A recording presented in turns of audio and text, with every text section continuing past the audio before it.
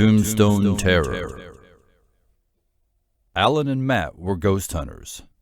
They would visit old cemeteries and see if they could stir up a spirit from an old tombstone. They set up their recorder on a particularly large and ornate headstone and prepared to begin. They were afraid to shine their flashlights on the stone to see the engraved name there, as trespassing in the cemetery at night was illegal. They had crawled over the fence at the rear of the cemetery to avoid the caretaker. Matt flipped the on button on the recorder and said aloud, "We would like to speak to whoever lies beneath this stone." In response, all they heard was the scratching noise that seemed to come from behind the tombstone. With a calm voice, Alan said, "Please, tell us your name." Again, the only response was a scratching noise. So Matt said, "We only wish to speak with you. Please, show yourself."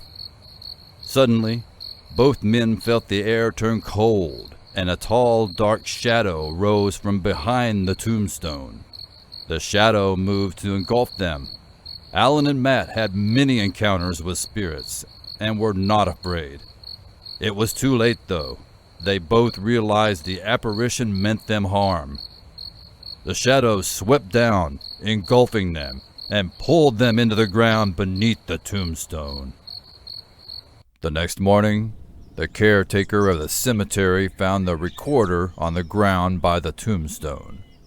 He turned it on, and after each question, he heard the following response. "Yes, I am here. My name is never spoken by the living. If I show myself, it will be the last thing you will ever see. I got you both." The caretaker quietly picked up the recorder, knowing he had the only evidence that someone had been in the cemetery and by that tombstone. He went to his tool shed and tossed the recorder into a pile with many others.